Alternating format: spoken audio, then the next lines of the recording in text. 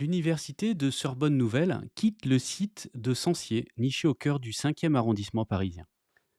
Les bâtiments des années 1970 seront occupés à nouveau par des étudiants, après des travaux de réaménagement et de désamiantage. Entre-temps, un créneau de 2 ans s'ouvre pour un nouveau lieu éphémère, Césure. L'Eporif, propriétaire des lieux, a contracté avec Plateau Urbain pour l'aménagement temporaire et l'animation des locaux pendant cette période. Les 25 000 m² seront dédiés pour un temps au savoir inattendu, avec près de 200 structures accueillies, des artistes, des acteurs de l'ESS, des médias indépendants, 2000 étudiants qui fréquentent encore les lieux, une immense salle polyvalente de 900 m², une bibliothèque universitaire transformée en cantine par Yes We Camp, un amphithéâtre et plein d'autres recoins pour imaginer de belles choses. Projet d'envergure, le montage de Césure a également été l'occasion de structurer un cadre juridique équilibré qui pourra servir à d'autres lieux, même beaucoup plus modestes. Plutôt que de naviguer dans un flou assez commun dans ce type d'opération, le bail précise les responsabilités, assure la transparence des relations sans pour autant figer les choses. Cette souplesse est essentielle, tant les incertitudes sont nombreuses sur les aspects techniques comme les usages. La multiplication des opérations et la professionnalisation des acteurs ont permis progressivement de développer de vrais savoir-faire spécifiques de l'occupation temporaire. Créer les conditions techniques d'une occupation d'un bâtiment pour quelques années, c'est hybrider les pratiques de l'architecture de la transformation à celles de l'événementiel. À cela s'ajoute une attention soutenue à la sobriété des moyens déployés, quitte à faire des compromis sur les usages et une relation étroite entre technique et programmation, que l'on retrouve aussi dans l'organisation des lieux culturels. Mais s'il faut traiter des questions très pragmatiques telles que les responsabilités assurantielles, la réglementation incendie, les branchements électriques ou les installations sanitaires, c'est bien pour accueillir des utilisateurs. Et à Césure, il n'en manque pas. C'est tout un métier d'organiser ce bazar pour que chacun trouve sa place en laissant de la place aux autres, pour que le frottement soit créatif et pas douloureux, pour rendre tout cela lisible et ouvrir le quartier, le lieu au quartier, comme au reste du monde. C'est un tiers-lieu hybride par la multiplication des acteurs et des usages. Un espace commun fugace, un espace public en fait. C'est un morceau de ville qui apparaît sur la carte pour un temps seulement, mais qui se pense et se gère comme tel. La visite des lieux commence dans un instant, en compagnie de Paul Citron, qui a participé à monter le projet Césure et qui participe au Collège des experts de Plateau Urbain. Il sera rejoint ensuite par Alban Senot, le responsable de la programmation de Césure pour Plateau Urbain. Je suis Sylvain Grisot, urbaniste fondateur de Dixit.net. Bienvenue sur notre podcast qui explore la nouvelle fabrique des territoires. Retrouvez toutes nos publications sur Dixit.net. Et bonne écoute. Une ville en pleine expansion. Les transitions à mener s'accumulent. L'énergie, l'agriculture, les mobilités. Monsieur l'administrateur délégué, vous êtes chargé de l'attribution et de la répartition des logements. Comment la situation se présente-t-elle ? C'est une contribution au débat sur l'artificialisation des sols et les questions d'étalement urbain. On a privilégié la machine, la matière et l'énergie par rapport à l'être humain. C'est pour ça qu'on ne recycle pas bien les téléphones. And then perhaps the defining trend of the 21st century is population growth. On a une responsabilité sur l'épuisement des ressources et une responsabilité sur la perte de biodiversité. Chaque échec va permettre la prochaine fois de faire mieux et chaque échec est autant instructif qu'un succès. Des projets d'urbanisme qui sont indispensables du fait d'une circulation toujours plus intense. Ce plan est un plan que le public notait peut venir voir. Il s'agit du plan de sauvegarde dedans. Si on est une grande part du problème, on est forcément une grande part de la solution. On va peut-être couler moins de béton et miser plus sur l'intelligence et finalement changer de matière grise.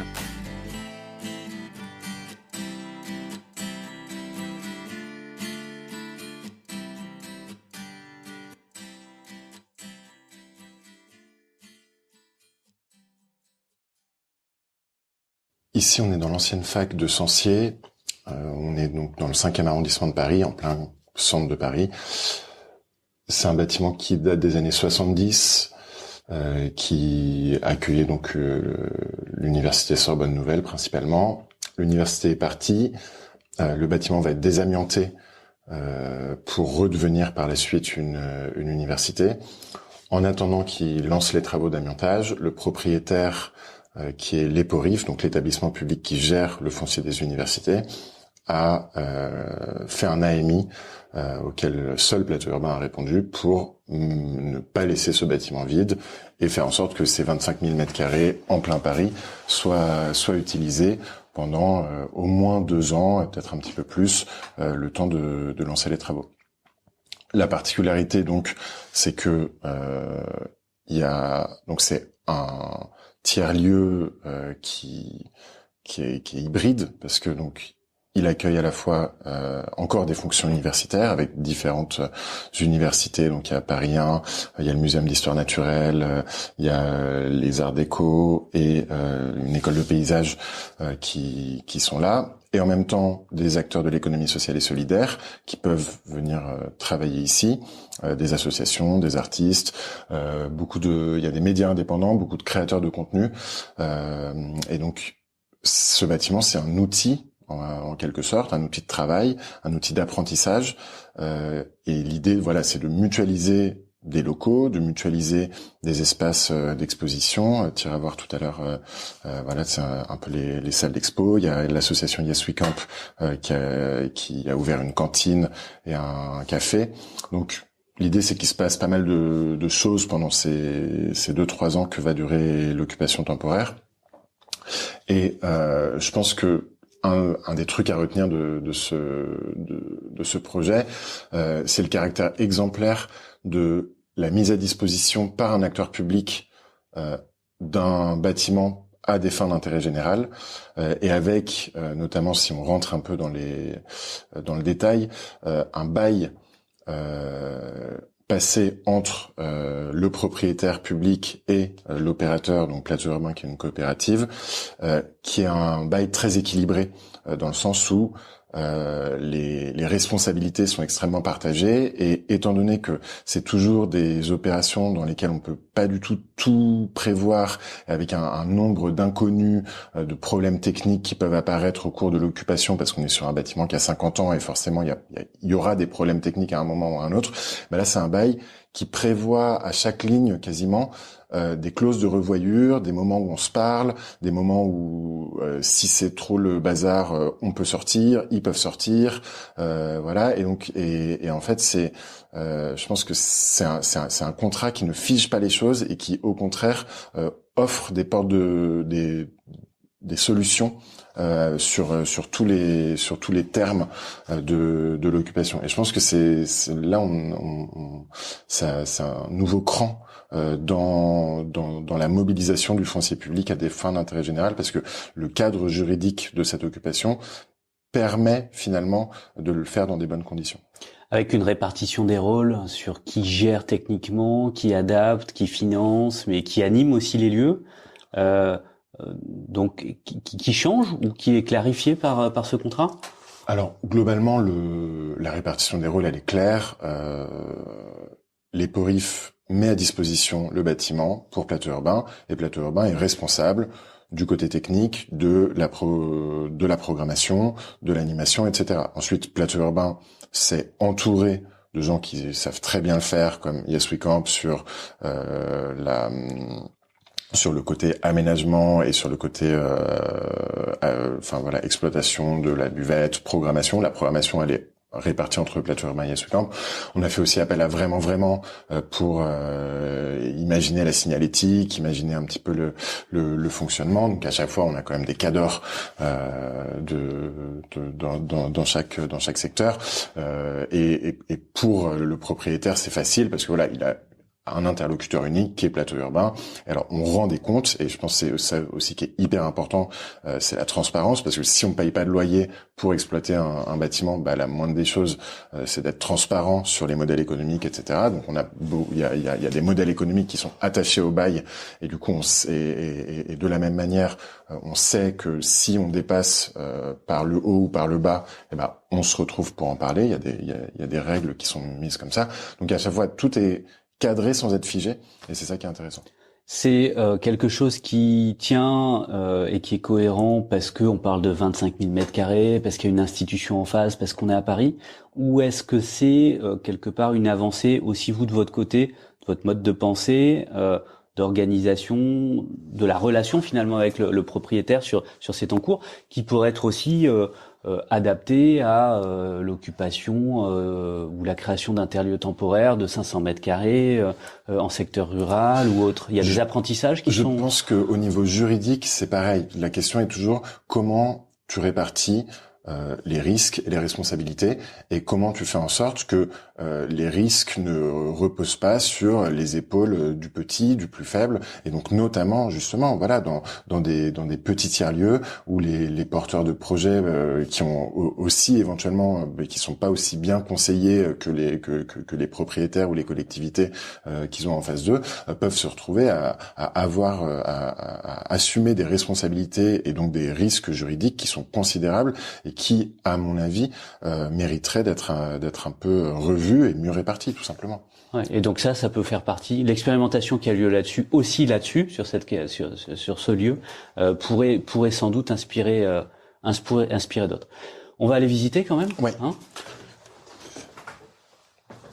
Bonjour. Bonjour. Peut-être qu'on pourrait commencer par se présenter. Ouais, carrément. Donc bonjour, moi je suis Alban et je suis le responsable de la programmation de Césure pour Plateau Urbain. Bonjour, Paul Citron.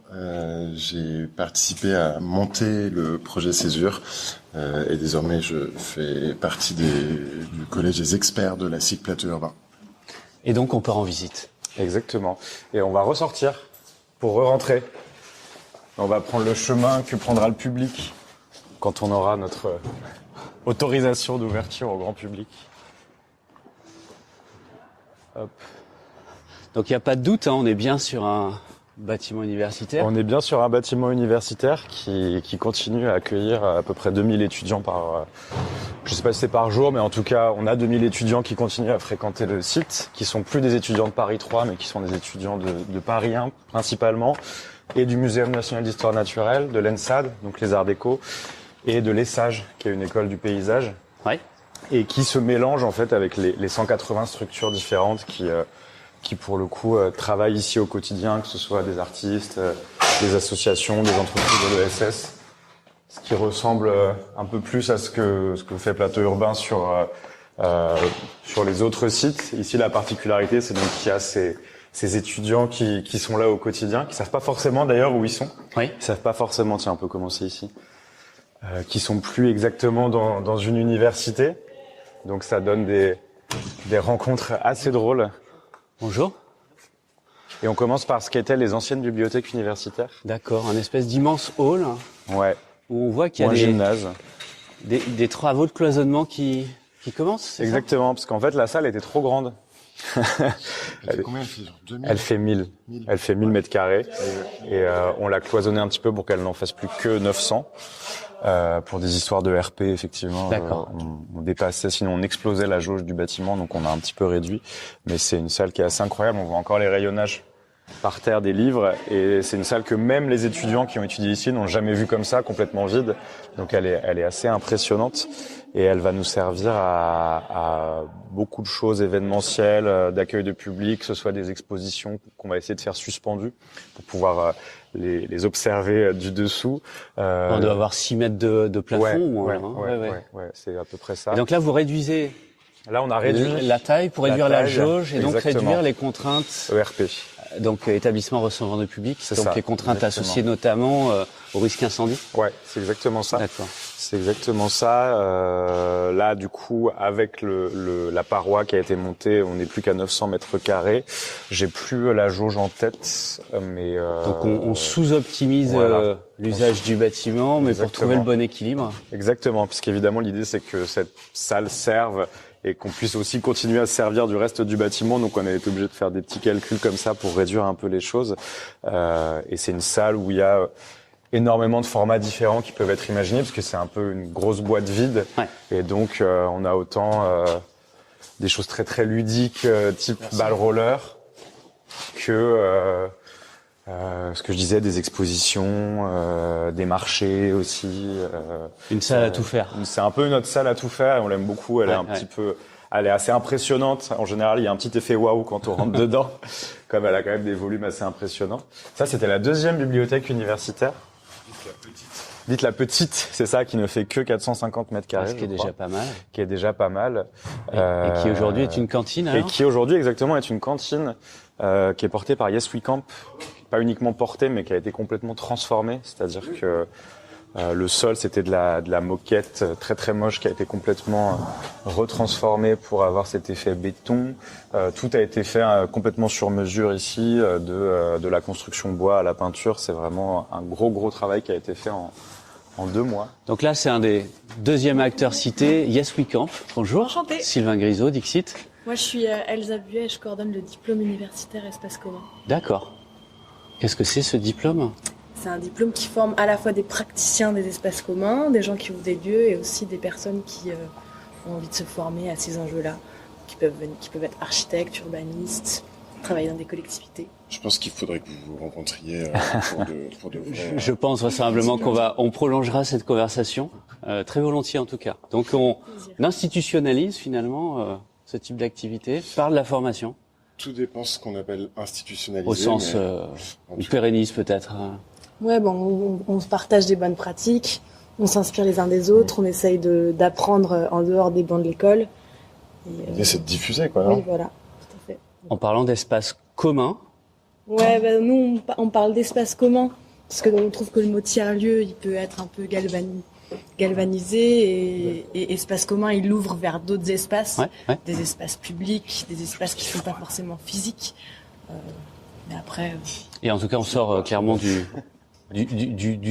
tout transitoire, du tout temporaire. Ouais, c'est ça, tout à fait.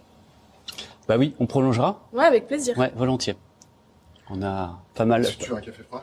Je veux un café chaud, je crois, là-bas. Alors, s'il y a un café chaud, en fait, je veux bien la version café chaud. Et du coup, pour rebondir un peu sur ce qu'elle racontait par rapport à cette salle, on est complètement dans l'espace commun ici. Là, il y a des restes de ce qu'on a pu me proposer hier. Parce que ici, c'est un lieu, comme c'est une ancienne université qui est thématisée autour de la transmission des savoirs. Et ça se ressent autant dans la présence des étudiants que dans les 180 structures qui vont être présentes, qui ont toutes un lien assez fort avec cette thématique-là, que ce soit des cours de français langue étrangère, que ce soit des cours d'informatique pour des personnes qui peuvent être éloignées de l'emploi, des choses comme ça.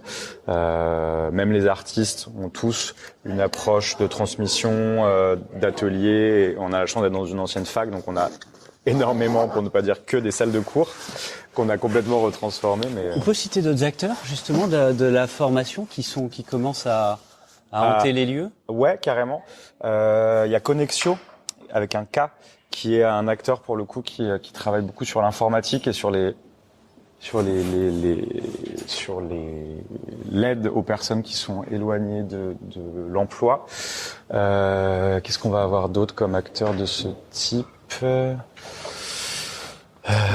Après, c'est pas une interro, hein. Ouais, non, mais en fait, on mettra la liste de toute façon. Ouais.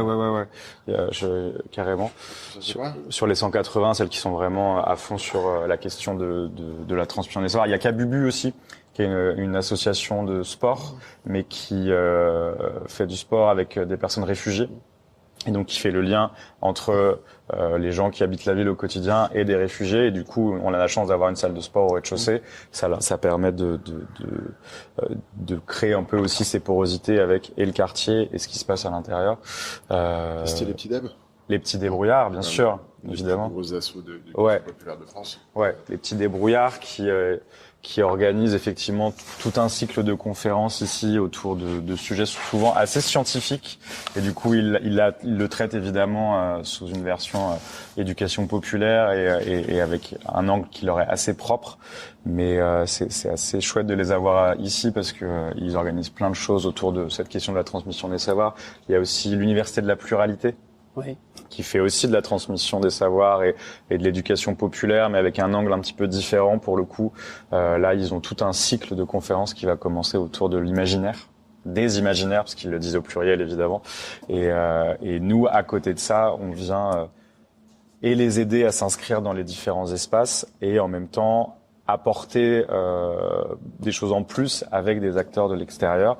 Ici, hier, par exemple, là, c'est une exposition d'une résidente qui est une réalisatrice ukrainienne, qui pour le coup est là dans l'ancienne loge du Gardien, qui a été transformée en résidence d'artistes plus courte, pour le coup, où l'idée c'est qu'elle puisse et développer son projet ici, donc travailler sur son prochain film, et en même temps se servir des espaces pour imaginer, là en l'occurrence une exposition. Elle a pu présenter son travail en cours aux personnes qui étaient là, qui elles étaient venues au départ pour une conférence sur l'urbanisme transitoire et sur les nouveaux métiers de l'urbanisme transitoire qui était porté par Plateau Urbain, et qui après, en venant simplement boire un coup à la fin de la conférence, se sont retrouvés à discuter avec Oksana, qui elle venait leur présenter son projet. Et du coup, on a un peu toutes ces porosités aussi qui se créent avec ces différentes structures. Avec les étudiants, avec des acteurs du lieu, avec aussi donc des gens de l'extérieur, même si l'ouverture au public n'est pas encore là, on a déjà des gens qui viennent de façon plus ponctuelle. Donc c'est, voilà, on retrouve un commun dans l'usage, mais aussi dans la fréquentation du lieu. Ouais, complètement. On continue la visite ? On continue. Attends, je vais laisser ça là, moi. Je reviendrai le prendre après. Hop là.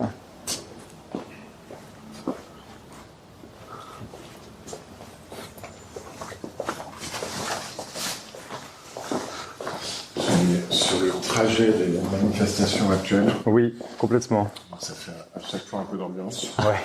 Il y a toujours un petit stress. Étudiants, c'est... On prolonge la tradition étudiante.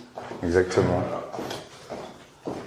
Alors là, on va rentrer dans du linéaire et du linéaire de couloirs et d'anciennes salles de classe qui sont toutes un peu transformées, plus ou moins bien décorées d'ailleurs selon les structures. Tiens, ces connexions dont je parlais tout à l'heure, qui du coup fait ce travail auprès de personnes éloignées de l'emploi autour de l'informatique.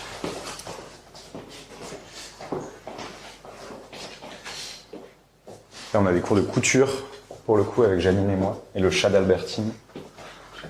Là, il faut parler un peu plus bas pour pas les embêter, mais c'est la salle commune des étudiants. D'accord. Parce qu'évidemment, il faut quand même un espace commun pour les étudiants. Bon, là, c'est vendredi, donc c'est assez calme. Vendredi matin, il y a un peu moins. Il y a en général moins de monde. Ouais. Bonjour. Bonjour. Mais elle est très utilisée. Franchement, elle est sympa. Elle est sympa. Et elle n'avait pas été pensée pour ça. Elle n'a pas été pensée pour ça au départ. Mais en fait, on s'est vite aperçu. Tiens, on va monter parce qu'après c'est le crous. On s'est vite aperçu avec les usages qu'en fait les étudiants avaient nulle part où s'installer dans le bâtiment. Et donc on leur a vite réservé cette salle-là. Et ce qui est assez drôle, c'est que les étudiants ont un peu tendance à s'installer où ils voient de la lumière et où ils voient de l'espace vide. Et donc ça crée parfois des interrogations, je vais pas dire des conflits, mais des interrogations d'usage entre des structures occupantes qui, eux, sont là pour travailler, sont dans leur temps professionnel, et des étudiants qui, eux, vont s'installer un peu comme bon leur semble. Éventuellement dans une salle qui est occupée par une structure. Éventuellement, alors pas forcément dans les salles occupées par les structures, mais dans les salles communes des structures, parce que chaque étage a une salle commune qui permet de mettre ses affaires dans le frigo, de boire un café, de se poser éventuellement pour des petites réunions. Et effectivement, il y a une manière d'aborder les salles communes qui n'est pas la même entre les étudiants et les structures occupantes. Je sais pas si Paul, t'as eu des petits sujets avec ça, mais... Ouais, j'ai vu ça, mais en fait, je trouve ça marrant devant les bureaux de Plateau Urbain. Oui, tout à fait. On passera tout à l'heure. Ouais, tout à fait. Rendez-vous. Il y a des tables, etc. Et ouais, effectivement, il y a toujours plein d'étudiants qui se posent là. Et ça fait une sorte de mix. C'est un peu monté par là. Inattendu. Ou tu voulais t'avais quelqu'un en tête par là? Non, pas du tout. Là, il y a le bureau des ils sont deuxième? Tu veux qu'on passe voir? Non, pour moi, ils sont 3. Nous-mêmes, on n'est pas toujours encore là.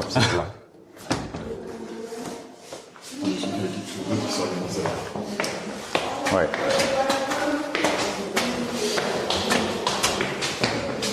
Et donc là, c'est un bâtiment temporaire. Oui. C'est un modulaire, celui-là. Et donc, il accueille Paris 1. D'accord, et là, il est réservé à Paris 1. Ouais, exactement. Exactement. Et Paris 1 a quand même quelques cours aussi dans ce bâtiment-là. Mais effectivement, ils ont recentré la plupart de leurs activités en face, qui était beaucoup plus simple. Hop. Est-ce que... J'ai un truc en tête, évidemment, ça m'est passé.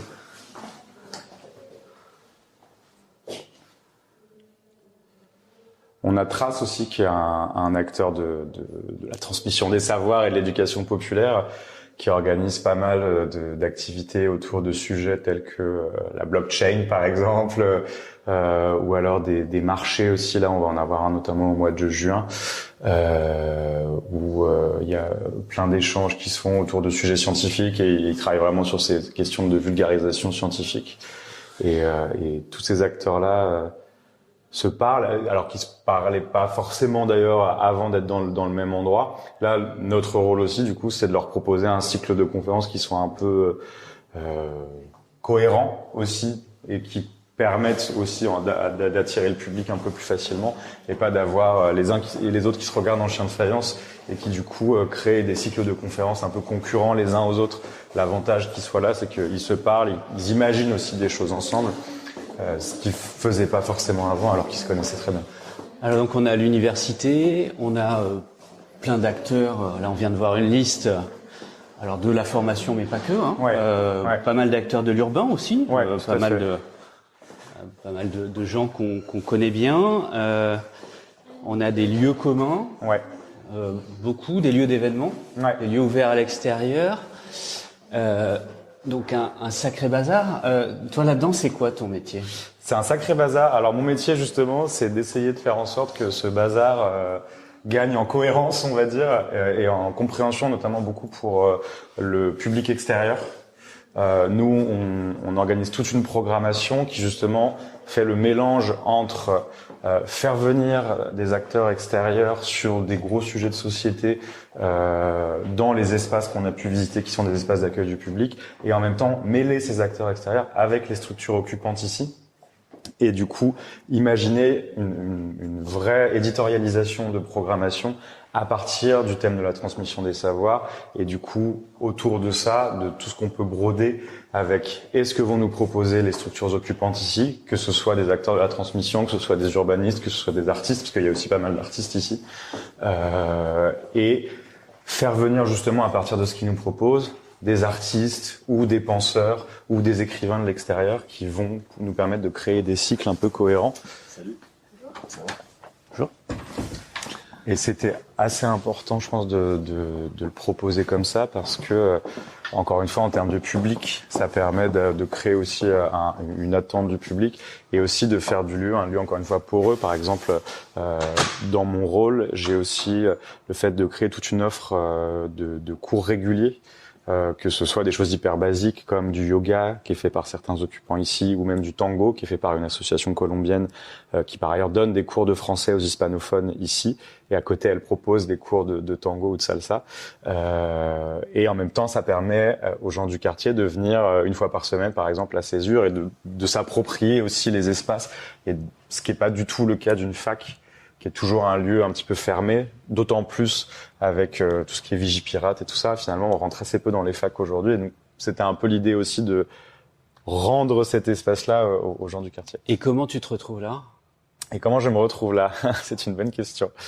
Par rapport à mon parcours, moi j'ai travaillé longtemps à la mairie de Paris, et je m'occupais de la création artistique à la mairie de Paris, donc je suivais tous les lieux reliés à la ville de Paris qui avaient un rapport de près ou de loin avec la création artistique professionnelle dans tous les domaines, dans toutes les disciplines artistiques.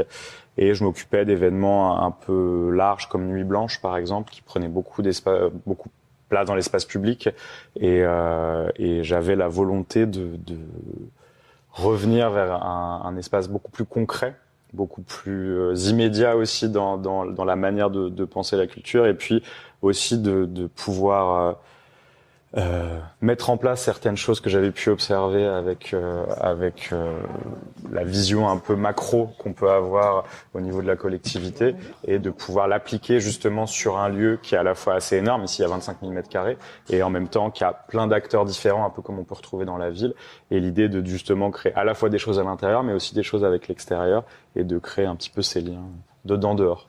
Alors il y a le lien évidemment avec la programmation sur l'entrée culturelle, le fait d'accueillir des artistes. Il y a aussi des savoir-faire dans l'événementiel autour de la culture, sur l'occupation des lieux, y compris l'adaptation technique des lieux pour une soirée, qui sont soumises, quoi qu'il en soit, aux mêmes règles de sécurité ou autre.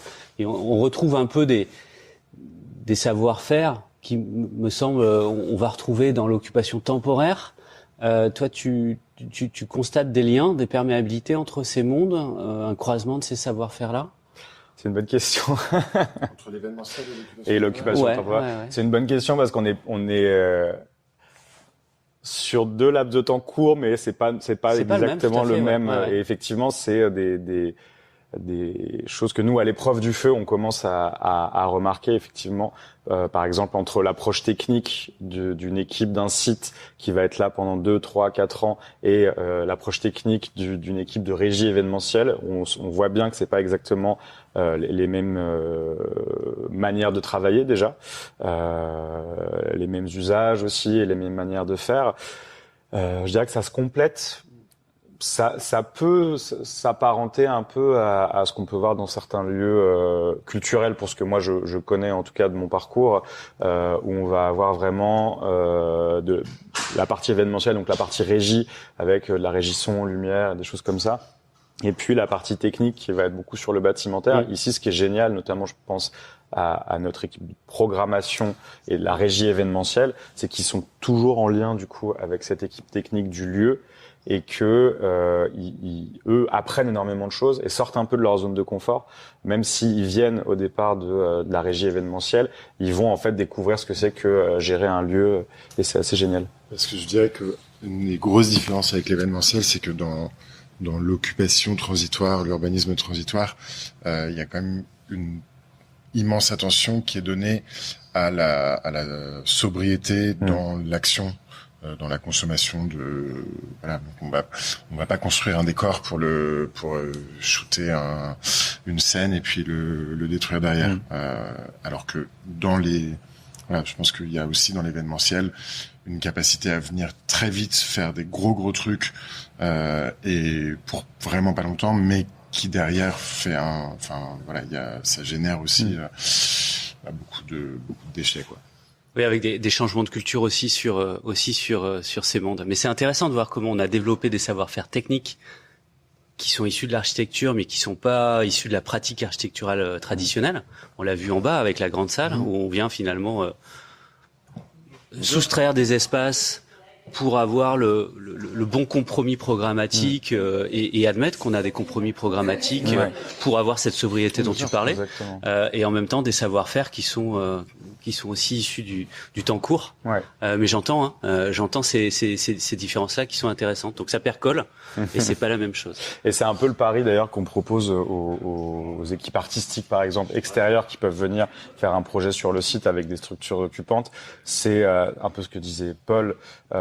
Cette possibilité de faire autrement, qui est aussi du fait des contraintes du bâtiment, c'est-à-dire il y aura jamais un accueil qui sera celui d'un théâtre ou d'un centre d'art, mais justement c'est la proposition de faire un petit pas de côté et de venir proposer autre chose en s'intéressant à la sobriété des matériaux, à une autre manière du coup de s'adresser aussi au public, et avec un public qui est déjà présent. En plus ici, c'est un peu ce qu'on propose ici, et ce qui fait mouche, on le voit aussi, toutes les équipes qui viennent visiter sont à fond. Oui, donc à la fois la sobriété et les formes de compromis, c'est aussi un facteur de créativité, en tout cas de changement de pratique. C'est exactement ça. Du coup, on est passé très vite parce que j'étais concentré sur mon truc. Simplement pour raconter peut-être, là donc c'est le siège de Plateau Urbain. J'étais dans le siège de Plateau Urbain sans m'en apercevoir. Exactement. Alors il commence là. Il n'y avait pas un desk à l'entrée. Non, alors avec la nécessité de signer un cahier. Le vendredi, c'est de sobriété, Sylvain. Exactement. Non, le vendredi c'est très télétravail, donc il y a pas énormément de monde. Mais en gros, encore un exemple des usages pluriels qu'il y a sur le site. Ici, c'était une salle commune qui était normalement réservée aux réunions de Plateau Urbain. En tout cas, nous, c'est comme ça qu'on l'avait imaginé au départ. Et en réalité, dans les usages, c'est surtout des étudiants qui viennent s'installer ici, parce que à chaque fois qu'il y a de l'espace, les étudiants ils s'installent. Et en l'occurrence, ici, il y en a beaucoup, et ça leur permet soit de manger, soit de faire des petites réunions, soit de travailler à l'ordinateur. Et ça, c'est que des espaces qui n'avaient pas été forcément pensés au départ, et les étudiants se les sont appropriés eux-mêmes, et c'est assez génial de s'en rendre compte. Et évidemment, il n'est pas question de leur retirer cet espace aujourd'hui, mais c'est assez génial de voir ça. C'est intéressant. Donc les étudiants seraient une forme de gaz en fait, qui occupe tous les volumes disponibles. C'est un peu ça ici, ouais, exactement. C'était la salle. Bonjour. Bonjour. Qu'est-ce que vous faites ici, vous? Et vous? Non, mais c'est pour la petite bête. Il y a un petit des poils en même temps. C'est pas un animal, c'est un micro. C'est pour Dixit.net. Qu'est-ce qu'on fait au sein de Plateau Urbain? Oui, par exemple. Moi, je suis en stage pôle événementiel pour les événements privatifs. D'accord. Et c'est quoi un événement privatif chez Plateau Urbain? Concrètement, ça pourrait donner quoi? Ça peut être l'organisation de salons ou pour des marques qui viennent faire des événements au sein des événements corporate. Par exemple, dans la grande bibliothèque. Il n'y en a pas eu encore. Il n'y en a pas eu. Il n'y en a pas eu encore. Non, mais il y a quand même une machine à café. On est donc bel et bien sur un siège social. Exactement. Exactement, c'est le lieu de vie de Plateau Urbain. Alors moi, ce que je fais ici, je suis chargé d'aménagement, pas sur ce bâtiment, sur un futur bâtiment de Plateau Urbain, qui est le bâtiment qui va s'appeler Les Arches, qui est à côté d'Hôtel de Ville. Donc là aujourd'hui, je suis à Césure pour imprimer des plans et les ramener, et je vais continuer à travailler après aux Arches cet après-midi pour préparer l'arrivée des occupants. Donc là, c'est vraiment l'adaptation des locaux. C'est quoi vos termes? L'adaptation des locaux. Moi, je m'occupe exactement de l'adaptation des espaces communs. C'est-à-dire que plus que des bureaux, on va aménager des espaces communs, des lieux potentiels de rencontre, aussi des endroits où ils vont manger, où ils vont pouvoir se reposer, pour qu'il y ait un lieu de vie, des rencontres collectives, pour que ce soit plus qu'un bureau. Une définition un peu d'intérieur, si on veut. Et c'était quoi avant? C'était un usage de bureau? Avant, oui. C'était l'ancien siège de la PHP, donc du bureau administratif, des petites surfaces de bureaux qui vont de 8 mètres carrés à maximum 40 mètres carrés. Et c'est quoi les enjeux techniques, les difficultés d'adaptation d'un immeuble de bureau classique pour le transformer en espace commun, justement? C'est ce qu'on va découvrir très bientôt. Je me suis pas encore mis sur la mission, mais effectivement, je travaille en lien intime avec l'équipe technique qui va pouvoir m'apporter des solutions au niveau des réseaux d'électricité, de plomberie s'il faut mettre des arrivées d'eau, si ça doit devenir une cuisine aussi, pouvoir acheter du matériel de type micro-ondes, plaque de cuisson. Mais les vrais enjeux vont être en fait surtout au niveau de la coordination des futurs occupants pour qu'ils puissent décider eux-mêmes de ce qu'ils veulent faire des espaces communs. Moi, je suis là pour coordonner le souhait qu'ils veulent faire de ce lieu, c'est-à-dire émettre des travaux créatifs de type fresque murale ou bien des installations. Je suis là pour mener à bien et pouvoir surveiller les travaux, mais pas forcément pour décider de la direction artistique ou d'usage des lieux. Très clair. Merci. Je vous en prie. Bon boulot. Merci, salut. Salut.